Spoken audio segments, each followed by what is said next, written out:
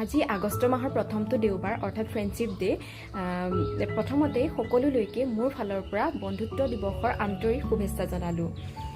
বন্ধুত্ব ই কেৱল এটা শব্দই নহয়, জীৱনৰ আটাইতকৈ ধুনীয়া এটা অনুভৱ। আমি আমাৰ জীৱনত বহুতো মানুহ লগ পাওঁ নহয়নে?